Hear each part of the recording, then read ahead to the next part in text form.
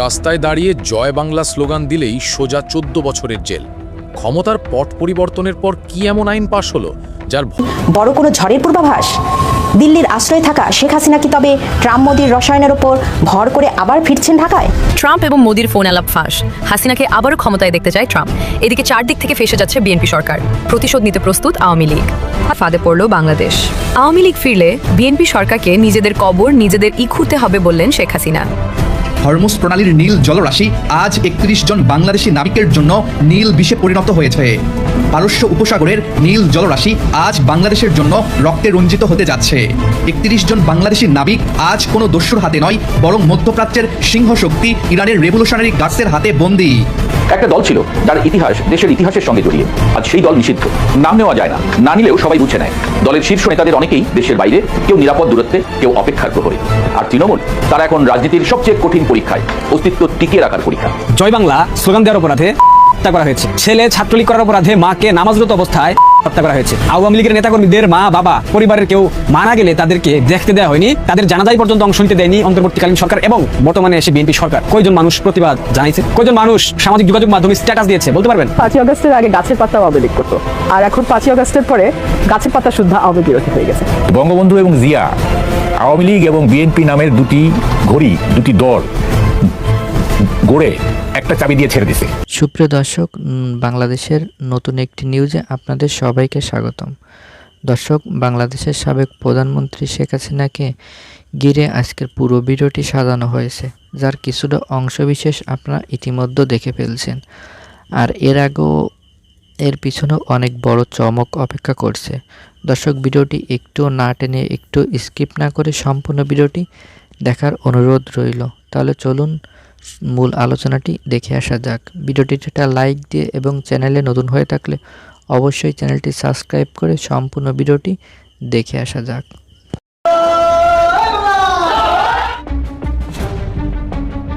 রাস্তায় দাঁড়িয়ে জয় বাংলা স্লোগান দিলেই সোজা ১৪ বছরের জেল। ক্ষমতার পট পরিবর্তনের পর কি এমন আইন পাশ হলো যার ভয়ে কাঁপছে আওয়ামী লীগের নেতারা? শেখ হাসিনা তো দেশ ছেড়েছেন, কিন্তু এদিকে তারেক রহমান কি এমন মাস্টার প্ল্যান করলেন যার ফাঁদে পা দিয়ে আওয়ামী লীগ এখন চিরতরে রাজনীতি থেকে মুছে যাওয়ার পথে? যে দল একসময় দম্ভ করে বলতো তাদের শেকড় অনেক গভীরে, সেই দলের তৃণমূলের নেতারাই বা কেন এখন চরম ক্ষোভে ফুঁসছে? কেন তারা শেখ হাসিনা সহ শীর্ষ নেতাদের দেশে ফিরে এসে জেলে ঢোকার দাবি করছে? গত ১৭ বছর ধরে যে দলটি দাপটের সাথে দেশ চালিয়েছে, যাদের টিকিটি ছোড়ার সাহস কারো ছিল না, সেই দলের নাম মুখে আনাও এখন অপরাধ হিসেবে গণ্য হতে যাচ্ছে। গত ১৭ বছর দেশের বাইরে নির্বাসনে কাটিয়েছেন তারেক রহমান। অনেকেই ভেবেছিলেন দেশে ফিরে হয়তো তিনি কেবল প্রতিশোধের রাজনীতিতেই মেতে উঠবেন, ক্ষমতাচ্যুত আওয়ামী লীগের ওপর হয়তো সরাসরি হামলা বা পেশি শক্তির ব্যবহার হবে। কিন্তু বাস্তবে ঘটল উল্টোটা। তারেক রহমান ফিরে এসে এমন এক তুরুপের তাস চাললেন যা আওয়ামী লীগের কোনো নেতার সুদূর কল্পনাতেও ছিল না। তিনি পেশি শক্তি নয়, বরং আইনি পথ বেছে নিলেন। এমন এক মাকড়সার জাল তিনি বুনলেন যেখানে একবার পা দিলে আওয়ামী লীগের আর বের হওয়ার কোনো রাস্তা নেই। সম্প্রতি সংসদে এমন একটি সন্ত্রাস বিরোধী সংশোধনী বিল পাশ হয়েছে যার ধারাগুলো পড়লে যে কোনো আওয়ামী লীগ কর্মীর মেরুদণ্ড দিয়ে ঠান্ডা স্রোত নেমে যাবে। নীরবে কোনো রকম আগাম হইচই ছাড়াই এমন একটি আইনি কাঠামো তৈরি করা হয়েছে যার মাধ্যমে আওয়ামী লীগকে চিরতরে পঙ্গু করে দেওয়ার বন্দোবস্ত হয়ে গেছে। এই আইনের একটা দিক হলো, এখন থেকে বাংলাদেশে দাঁড়িয়ে কেউ যদি জয় বাংলা স্লোগান দেয় কিংবা ক্ষমতাচ্যুত আওয়ামী লীগের পক্ষে প্রকাশ্যে কোনো কথা বলে, তবে তার কপালে জুটতে পারে ৪ থেকে ১৪ বছর পর্যন্ত কারাদণ্ড। বিষয়টা এতই সূক্ষ্মভাবে করা হয়েছে যে শুধু বড় নেতারাই নন, পাড়া মহল্লার চায়ের দোকানে বসে যারা একসময় আওয়ামী লীগের গুণগান গাইত, তাদের জন্য এই আইন সমানভাবে প্রযোজ্য। এই আইনের গ্যাড়াকলে পড়ে আওয়ামী লীগের নাম উচ্চারণ করাটাও এখন এক বিশাল ঝুঁকির বিষয় হয়ে দাঁড়িয়েছে। এই খবর শোনার পর থেকেই আত্মগোপনে থাকা আওয়ামী লীগ নেতাদের মধ্যে শুরু হয়েছে চরম আতঙ্ক। যারা একসময় দম্ভ ভরে বলতো খেলা হবে, তারা এখন ইঁদুরের মতো গর্ত খুঁজছে পালানোর জন্য। তারেক রহমানের প্ল্যানটা কেমন তা একটু তলিয়ে দেখলে বোঝা যায়। তিনি খুব ভালো করেই জানেন, শুধু মুখে মুখে কোনো দলকে নিষিদ্ধ করলে তা টেকসই হয় না।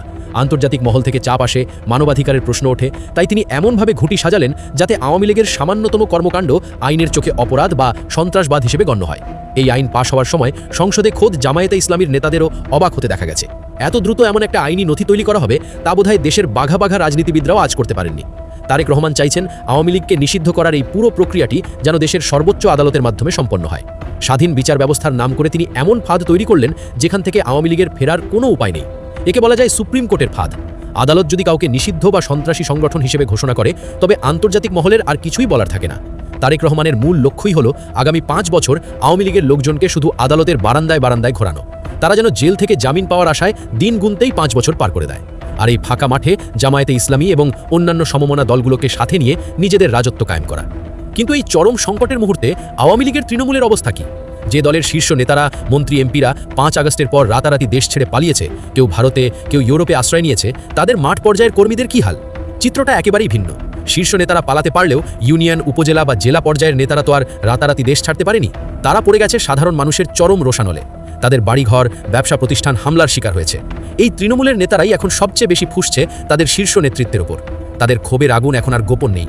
তৃণমূলের নেতারা প্রকাশ্যে বলতে শুরু করেছে, দল বাঁচাতে হলে, দলের অস্তিত্ব টিকিয়ে রাখতে হলে শীর্ষ নেতাদের দেশে ফিরে আসতে হবে।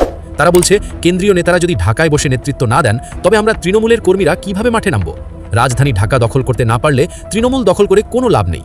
এই কথার মধ্যে রয়েছে চরম হতাশা আর বিশ্বাসঘাতকতার বেদনা। তারা বুঝতে পারছে বিপদের সময় তাদের ফেলে রেখে নেতারা নিজেদের আখের গুছিয়েছে। তাই এখন তৃণমূল থেকে দাবি উঠছে, শেখ হাসিনা সহ দলের শীর্ষ নেতাদের দেশে ফিরে আসতে হবে।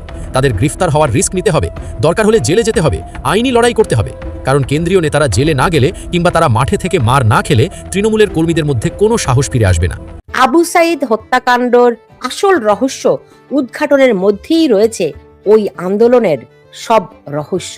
কেমন করে প্লাস ডিজাইনে এই হত্যাকাণ্ড সংগঠিত হয়েছিল, কারা এর নেপথ্যে ছিল, কেমন করে মানুষের আবেগকে কাজে লাগিয়ে এই আন্দোলনে সামিল হওয়ার জন্য মানুষকে উদ্বুদ্ধ করা হয়েছিল, পুরোটা একটা সাইকোলজিক্যাল ওয়ার প্ল্যান যে ছিল সেটি খুবই স্পষ্ট হয়ে যাবে।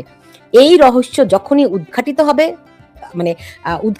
মানে কি এই প্রশ্নগুলির উত্তর যখনই জানা যাবে, মানুষ বুঝতে পারবে কতটা মেটিকুলাস ডিজাইনের অংশ ছিল এই আবু সাইদ। শেখ হাসিনাকে উৎখাতে রংপুরের বেগম রোকেয়া বিশ্ববিদ্যালয়ের শিক্ষার্থী আবু সাইদের মৃত্যুর ঘটনাটিকে যেভাবে ব্যবহার করা হয়েছে তার প্রশংসা আসলে করতেই হয়। কিন্তু শুরু থেকে যেভাবে বলা হয়েছে যে এই মৃত্যু কি আসলে এতটা সরল, আদালতে এসে আবু সাইদের বাবার যে জবানবন্দি আর আসামি পক্ষের আইনজীবীর যে যুক্তি উপস্থাপন, তাতে বিচারের রায় শুরুতেই প্রশ্নবিদ্ধ হয়ে পড়ে।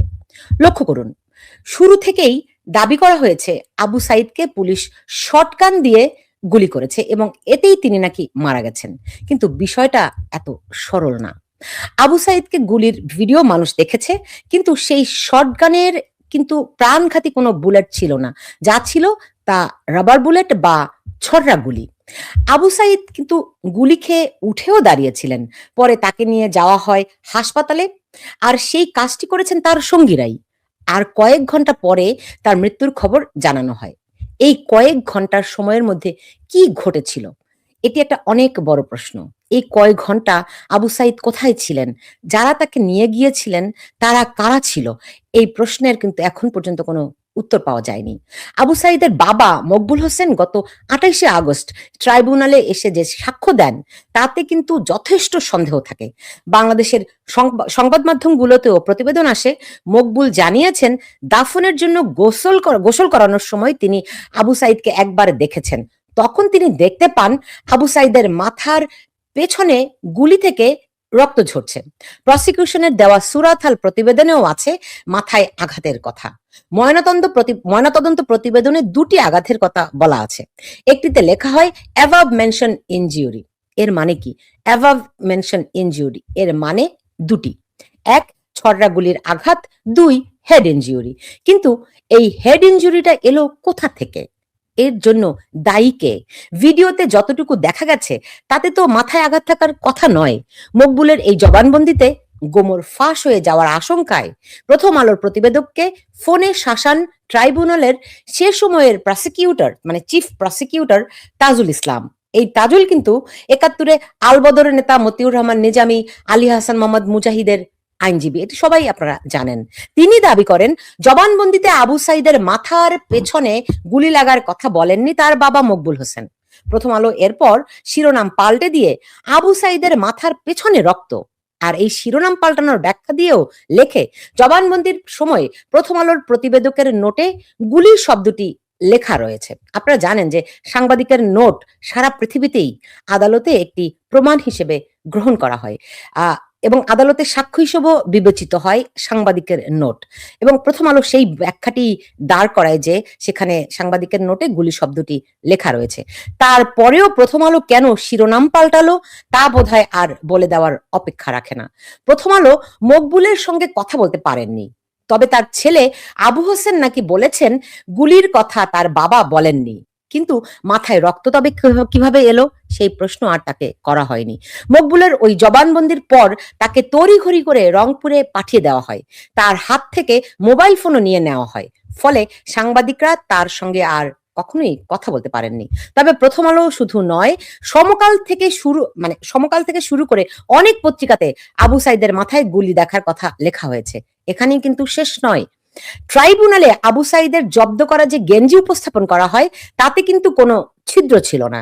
এটা কিভাবে সম্ভব যে গেঞ্জিতে ছিদ্র নেই কিন্তু গুলি গেঞ্জি ভেদ করে তার দেহে গিয়ে প্রবেশ করেছে? মানে ব্যাপারটা একেবারেই হাস্যকর হয়ে গেছে। বিচার প্রক্রিয়া নিয়ে প্রশ্ন এখানেই শেষ নয়। রাষ্ট্রপক্ষ মরদেহের এক্স-রে ও রেডিওস্কোপিক কোনো পরীক্ষাই করেনি, ফলে জানা যায়নি দেহের ভেতরে কি প্রতিক্রিয়া তৈরি হয়েছিল। আসামি পক্ষের আইনজীবী আজিজুর রহমান দোলন যেসব প্রসঙ্গ বিচারের সময় সামনে আনে তার প্রায় সবকিছুই উপেক্ষা করা হয়েছে। আজিজুর রহমান কি কি বিষয় নিয়ে এসেছিলেন চলুন একটু শুনে আসি তার কথা। যদি উক্ত ডকুমেন্টে বলা থাকে, অর্থাৎ গ্যারান্টর হিসেবে ম্যানুফ্যাকচারিং কোম্পানি যদি বলে থাকে যে এই ধরনের 12 বোর শটগানের কার্ট্রিজ দ্বারা মানুষের স্কিনের কোনো ক্ষতি হবে না বা নন হ্যাজার্ডাস, তাহলে এক ধরনের বিবেচনা আসতো। এই যে বিষয়গুলো সহ 20টি পয়েন্টে যে আর্গুমেন্ট করেছি সেই বিষয়গুলো কিন্তু এখন আমরা জানতে পারবো না। কেন জানতে পারবো না? কারণ অনারেবল ট্রাইব্যুনাল শুধুমাত্র substance of the findings as well as operative part of the judgment ঘোষণা করেছেন। সেই operative part of the judgment অনুসারে আমাদের কন্ডাক্টেড 29 নম্বর আসামি একটি চার্জে হাজতবাস এবং হাজতবাসকালীন বা আন্ডারগন, আর বাকি চার্জগুলো থেকে খালাস পেয়েছেন। আর 8 এবং 9 নম্বর আসামি মোট 5টি চার্জে অভিযুক্ত হয়ে ট্রায়ালের সম্মুখীন হয়েছিলেন। তার 4টি চার্জ হইতে 2 জনে খালাসপ্রাপ্ত হয়েছেন। মাত্র একটি চার্জে তাদের 2 জনকে মৃত্যুদণ্ডে দণ্ডিত করা হয়েছে। আমরা ট্রাইব্যুনালের আপাতত উক্ত রায়ে সংক্ষুব্ধ প্রত্যাশার নিরিখে, যেহেতু আমরা প্রত্যাশা অনুযায়ী খালাস পাইনি, আমরা রায়ের কপি অর্থাৎ পূর্ণাঙ্গ রায়ের কপি হাতে পেয়ে পুঙ্খানুপুঙ্খ বিশ্লেষণ করে মহামান্য আপিল বিভাগে দায়ের করে আপিল শুনানি অন্তে খালাস পাবো বলে দৃঢ়ভাবে বিশ্বাস করি ইনশাল্লাহ।